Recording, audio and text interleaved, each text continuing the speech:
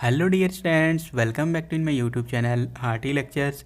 Dear students, आज का जो हमारा लेक्चर होगा वो होगा ओरल कोलेसिस्टोग्राफी के ऊपर, जो कि हिपेटोबिलियरी सिस्टम का फर्स्ट इन्वेस्टिगेशन है। जैसा कि हम प्रीवियस वीडियो में पढ़े थे, हिपेटोबिलियरी सिस्टम के 6 प्रकार के इन्वेस्टिगेशंस हैं। उनके अंदर हम फर्स्ट इन्वेस्टिगेशन को आज डिटेल में स्टडी करेंगे। तो आइए बात करते हैं कि ओरल कोलेसिस्टोग्राफी प्रोसीजर क्या होता है।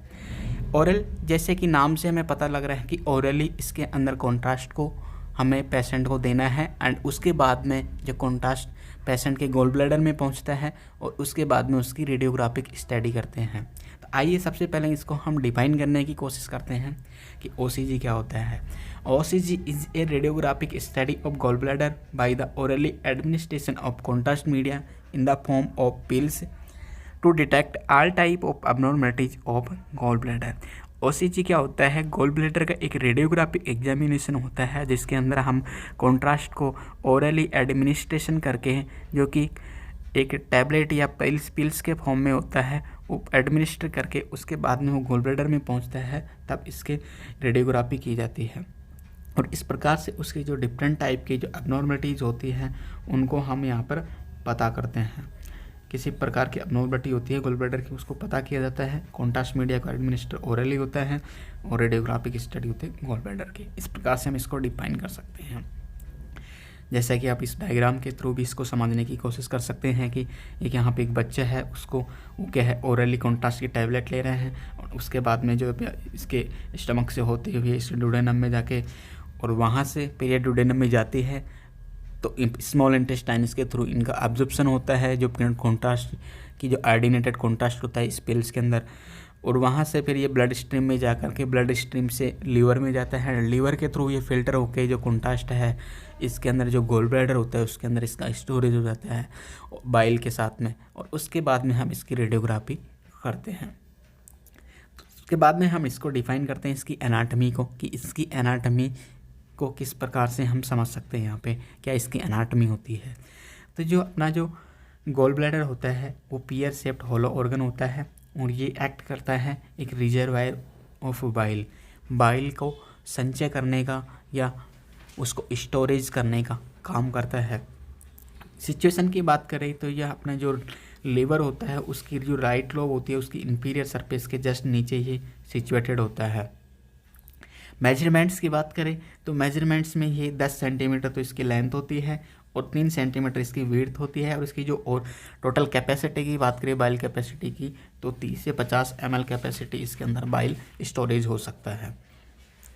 उसके बाद में हम बात करते हैं स्टूडेंट्स इसकी इंडिकेशंस की। दैट मीन ऐसी कौन सी सिचुएशंस होती हैं जिसके अंदर इस प्रोसीजर को हम इंडिकेट करते हैं, मतलब परफॉर्म करते हैं। फर्स्ट है, जैसे कि फर्स्ट से लेके जो 4 जो इंडिकेशंस है वो हमने प्रीवियस वीडियो में ही कंप्लीट कर ली थी। That mean cholelithiasis. कोलेलिथियासिस बोले तो गोल ब्लैडर के अंदर स्टोन। कोलेसिस्टाइटिस बोले तो गोल ब्लैडर का इन्फ्लामेशन। एंड कोलेडोकोलेलिथियासिस बोले तो इसके अंदर हो जाएगा सीबीडी के अंदर स्टोन। कोलेस्टेसिस बोले तो जो बाइल है उसके पाथ के अंदर किसी प्रकार का ऑब्स्ट्रक्शन आ जाना, वो किस ट्यूमर के कारण हो सकता है एंड वो स्टोन के कारण भी हो सकता है। Any suspected pathology of gall bladder, gall bladder के अंदर किसी भी प्रकार की पैथोलॉजी हो सस्पेक्टेड, जैसे पॉलिप वगैरह है, उनको हम पता कर सकते हैं। Tumour in gall bladder and CBD, gall bladder and CBD में कैंसर या ट्यूमर का फॉर्मेशन हो गया हो। जैसा कि हम इसको डायग्राम से समझ सकते हैं, ये फर्स्ट से लेके 4th तक कंडीशन है इस फर्स्ट वाले डायग्राम में सो गई हैं। जो लास्ट वाली कंडीशन है 6th वाले जो ट्यूमर वाली, इस वाले डायग्राम में आप देख सकते हैं। इसमें क्या है, जैसे कोलेलिथियासिस बोले तो गोल ब्लैडर में पथरी है या स्टोन है। कोलेसिस्टाइटिस बोले तो गोल ब्लैडर का इन्फ्लामेटेड हो रहा है यहाँ पे। एंड जो कोलेडोकोलेलिथियासिस की बात करें, कोलेडोकोलेलिथियासिस की, तो यहाँ पर जो सीबीडी है उसके अंदर क्या है, स्टोन है। नेक्स्ट है इसका कोलेस्टेसिस। इस स्टोन के कारण क्या हो रहा है यहाँ पे, कोलेस्टेसिस। दैट मीन जो बाइल है उसके जो पाथ है उसमें रुकावट आ रही है। यहाँ पर ट्यूमर देख सकते हैं आप, गोल ब्लैडर में भी ट्यूमर है, सीबीडी में भी ट्यूमर है, और हिपेटो जो हिपेटिक डक्ट है उसके अंदर भी आप ट्यूमर देख सकते हैं। उसके बाद हम बात करते हैं स्टूडेंट्स इसके कॉन्ट्राइंडिकेशंस की। दैट मीन कौन सी कंडीशंस में हम इस प्रोसीजर को कॉन्ट्राइंडिकेट करते हैं, नहीं किया जाता है। दैट मीन अक्यूट कोलेसिस्टाइटिस, बहुत अत्यधिक मात्रा के अंदर गॉल ब्लैडर का इन्फ्लामेशन हो जाना, कोलेसिस्टाइटिस। आयोडीन सेंसिटिविटी, आयोडीन से उसको किसी प्रकार की एलर्जी हो पेशेंट को, प्रेगनेंसी हो उस कंडीशन में भी, रिसेंट बैरियम स्टडी, अभी हाल ही में पेशेंट की बैरियम स्टडी हुई हो, एंड डिहाइड्रेशन, ये सभी कंडीशंस में इसको हम परफॉर्म नहीं कर सकते हैं। उसके बाद स्टूडेंट बात करते हैं इसके कॉन्ट्रास्ट मीडिया की। दैट मीन कौन सा कॉन्ट्रास्ट मीडिया यहाँ पे इसका रिक्वायर होता है। तो कॉन्ट्रास्ट मीडिया की बात करें तो जो कॉन्ट्रास्ट मीडिया होता है इसका पिल्स के फॉर्म में या फिर टैबलेट के फॉर्म में या कैप्सूल के फॉर्म में होता है, जिनको जो कि होती है आयोपेनिक एसिड की टैबलेट या पिल्स होती है। आयोपेनिक क्या होता है, इसके अंदर आयोडीनेटेड कॉन्ट्रास्ट मीडिया होता है। और मार्केट में इनकी बात करें तो ये मार्केट में इनका ब्रांड होता है बायोलोप्टीन, टेलीपेक एंड कोलेब्रिन। इस ब्रांड से मार्केट में अवेलेबल होते हैं। उसके बाद में हम बात करते हैं स्टूडेंट्स इसके इक्विपमेंट्स की। दैट मीन कौन से इक्विपमेंट्स इस प्रोसीजर के ड्यूरिंग रिक्वायरमेंट होती है। फ्लोरोस्कोपी एक्सरे मशीन चाहिएगी, oral contrast pills 6 to 12 pills चाहिएंगी, spot film devices, radiographic cassette and fatty meals, कुछ भी हो सकता है फैटी मील। एंड इसके बाद है इसका पेशेंट की प्रिपरेशन, कि पेशेंट को किस प्रकार से हम यहाँ पर प्रिपेयर करते हैं प्रोसीजर से पहले। तो पेशेंट को प्रिपेयर करने के लिए हम क्या करते हैं, पेशेंट को एग्जामिनेशन से 2 दिन पहले फैट फ्री फूड लेने के लिए कहते हैं। मतलब उसको ऐसे चिकनाई वाले पदार्थ नहीं खाने हैं, उसको 2 दिन पहले से ही एग्जामिनेशन के। और जो पेशेंट को जो एग्जामिनेशन से फर्स्ट वाली नाइट होती है उसके अंदर हम पेशेंट को क्या देते हैं, लग्जेटिव्स रिकमेंड करते हैं पेशेंट को, ताकि उसकी बाउल की प्रिपरेशन अच्छे से हो सके। ठीक है। उसके बाद में जो फर्स्ट वाली नाइट होती है एग्जामिनेशन से पूर्व वाली नाइट, उसी के अंदर हम कॉन्ट्रास्ट पेशेंट को देते हैं ओरली। उससे कॉन्ट्रास्ट के अंदर हम 6 टैबलेट 6 पिल्स देते हैं। उन 6 पिल्स को हम 1 पिल्स पर हावर के हिसाब से पेशेंट को देते हैं। और उसके 12 घंटे बाद में हम क्या करते हैं, प्रोसीजर को प्रोसीड करते हैं, या फिर कह सकते हैं कि इसके प्रोसीजर से 12 आवर पहले हम कॉन्ट्रास्ट को पेशेंट को देते हैं। नेक्स्ट डे हम पेशेंट जब रेडियोलॉजी डिपार्टमेंट में आता है तो उसको क्या होता है, उसके सभी प्रकार के मेटलिक ऑब्जेक्ट और ज्वेलरी को रिमूव करके उसको एक हॉस्पिटल गाउन पहनने के लिए कहा जाता है। और उसके बाद में उस पेशेंट को किसी जो पूरा प्रोसीजर है उसको हम एज इट इज ऐसे कि एज उसको समझा देते हैं, ताकि हमें आसानी हो सके उसके अंदर प्रोसीजर के अंदर भी हमें भी। उसके बाद बात करते हैं हम इसके प्रोसीजर की, स्टूडेंट्स किस प्रकार से इसको प्रोसीड किया जाता है आगे पे प्रोसीजर को प्रोसीड करने के लिए। जैसे ही हमने पेशेंट आया हमारे पास, उसको सब कुछ समझा दी है, वह उसकी प्रिपरेशन करवा ली हमने, तो पेशेंट से उसके बाद में हम क्या करते हैं, कंसेंट फॉर्म प्राप्त करते हैं, उसकी सहमति लेते हैं पेशेंट से कंसेंट फॉर्म के थ्रू। एंड उसके बाद में पेशेंट को फ्लोरोस्कोपी टेबल के ऊपर हम लेटा देते हैं। लेटाने के बाद में उसकी प्रॉन पोजीशन के अंदर हम एक स्काउट फिल्म टेकन आउट करते हैं, वो भी प्रॉन पोजीशन में लेते हैं 20 degree raised at right side. मतलब कह सकते हैं कि prone 20 degree left anterior oblique film उसकी लेते हैं, जिसको हम स्काउट फिल्म कहते हैं। वो लेते हैं हम जो गॉल ब्लैडर की प्रेजेंस होती है उसको देखने के लिए, एंड उसकी जो बाउल प्रिपरेशंस होती है पेशेंट की उनको देखने के लिए। ठीक है। उसके बाद में आफ्टर स्काउट फिल्म लेने के बाद में पेशेंट को सुपाइन पोजीशन में लेटा के जो भी अप्रोप्रिएट स्पॉट फिल्म हमें लेनी होती है गॉल ब्लैडर की वो लेते हैं। उसके बाद में पेशेंट को क्या करते हैं, हम फैटी मील्स देते हैं। ये सब फिल्म लेने के बाद में फैटी मील्स खाने के लिए कहते हैं पेशेंट को।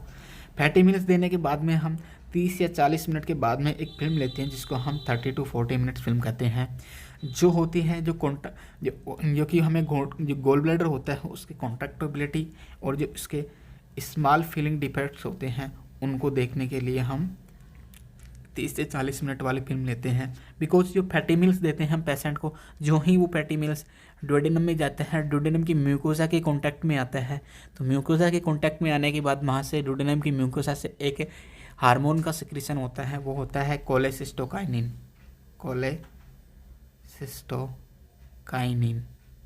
वो कोलेसिस्टोकाइनिन जो हार्मोन होता है वो रिएक्ट करता है किससे, आगे जाके किससे रिएक्ट करेगा, वो जो गॉल ब्लैडर होगा उसके ऊपर वर्क करेगा और गॉल ब्लैडर का वो क्या करवाएगा, संकुचन करवाएगा। तो इस प्रकार से जब गोल ब्लैडर संकुचन करता है तो जो हमने कॉन्ट्रास्ट दिया था वो वहाँ से बाहर की तरफ निकल के आता है। तो जब बाहर की तरफ निकलता है उसको निकलने में टोटल समय लग जाता है, फैटी मील से लेकर के उसको कॉन्ट्रास्ट को गोल ब्लैडर से बाहर निकलने में 30 से 40 मिनट का समय लगता है। तो उसके बाद में हम जो फैटी मील देते हैं उसके 30 से 40 मिनट बाद फिल्म लेते हैं, तो वो फिल्म होती है अपनी 30 to 40 मिनट फिल्म, जिसके अंदर हम इसकी कॉन्टैक्टेबिलिटी हो और स्मॉल फिलिंग डिफेक्ट्स हो सकते हैं, जैसे कि स्टोन हो, स्मॉल फिलिंग डिफेक्ट के अंदर पॉलिप वगैरह हो पेशेंट के, तो इनको हम असेस कर सकते हैं उस दौरान। और जब ये कॉन्ट्रास्ट वहाँ से निकलता है तो उस दौरान ये क्या होता है, सिस्टिक डक्ट एंड सीबीडी के थ्रू होता हुआ आता है। तो उस टाइम हम सिस्टिक डक्ट एंड जो सीबीडी होती है उसको भी हम विजुअलाइज कर सकते हैं, उनको भी हम देख सकते हैं। यहाँ पर एक नोट है स्टूडेंट्स, नोट ये है कि if the gall bladder is not visualise then perform double dose OCG 12 pills of contrast media 6 pills first night and 6 pills second night. That mean ये कहना चाह रहा है कि जब सिंगल डोज OCG के अंदर हमें जो गोल ब्लैडर है अच्छे से विजुअलाइज नहीं हो पाता है, नॉट विजुअलाइज क्लियरली, तब हम क्या करते हैं उसकी जो डबल डोज OCG करते हैं। डबल डोज OCG में क्या होता है कि उसको 12 pills कॉन्ट्रास्ट की दी जाती हैं, वो कंटिन्यू नाइट्स में दी जाती है, फर्स्ट एंड सेकंड नाइट में 6 pills फर्स्ट नाइट में दी जाती है एंड सेकंड नाइट के अंदर 6 pills दी जाती हैं। इस प्रकार से 12 pills दे के उसकी डबल डोज OCG की जाती है। उसके बाद है स्टूडेंट्स फिल्मिंग की बात करें हम यहाँ पे, तो यहाँ पर 4 प्रकार की फिल्म हमें टेकन आउट करनी होती हैं। जो पहली वाली फिल्म है वो है स्काउट फिल्म, जो कि हमें prone 20 degree left anterior oblique prone position में लेनी होती है। लेफ्ट एंटीरियर ओब्लिक का मतलब है कि यहाँ पर जो लेफ्ट वाला पार्ट है प्रोन पोजीशन में अगर पेशेंट को हम लिटाते हैं तो उसका जो लेफ्ट वाला पोर्शन होता है वो लेफ्ट वाला पोर्शन क्या है, टेबल को टच करता है, एंड जो राइट वाला पोर्शन है वो 20 डिग्री एलिवेटेड होता है, मतलब 20 डिग्री उसको थोड़ा उठा देते हैं एक तरफ से, और जो लेफ्ट वाला पार्ट होता है वो टच करता है इसके अंदर। उसके बाद में है second film supine 20 degree right posterior oblique. इसके अंदर क्या करते हैं, पेशेंट को सुपाइन पोजीशन में सीधा लेटाते हैं और उसके बाद में जो पेशेंट का जो राइट वाला जो बैक होता है वो कॉन्टैक्ट में एक इमेज रिसेप्टर है या फिर कैसेट या फिर जो टेबल की जो टेबल टॉप होता है उसके कॉन्टैक्ट में होता है, एंड जो लेफ्ट वाला पार्ट होता है वो 20 डिग्री उसको हम उठा देते हैं, लेफ्ट वाले बैक पार्ट को। उसके बाद में थर्ड फिल्म है इसकी, वो है erect 20 degree left anterior oblique, वो इरेक्ट में लेते हैं ये फिल्म। इसके बाद में फोर्थ फिल्म आती है इसकी 30 मिनट फिल्म या 30 to 40 मिनट फिल्म भी कह सकते हैं इसको। ये भी प्रोन पोजीशन में लेफ्ट एंटीरियर ओब्लिक ही ली जाती है, बट ये ली जाती है आफ्टर फैटी मील लेने के बाद में ली जाती है ये वाली फिल्म। तो इस प्रकार से इसकी फिल्मिंग होती है। उसके बाद में नेक्स्ट है इसके कॉम्प्लिकेशंस, दैट मीन कौन सी ऐसी जटिलताएं हो सकती हैं इस प्रोसीजर के दौरान या इस प्रोसीजर को करने के बाद में। पेशेंट को क्या हो सकता है, मिल्ड टेम्परेरी कॉम्प्लिकेशंस हो सकते हैं, जिनके अंदर पेशेंट को वोमिटिंग हो सकती है, पेशेंट को डायरिया हो सकता है एंड उसको नोजिया फील हो सकता है। ये तीनों कंडीशन हो सकती है पेशेंट के साथ में।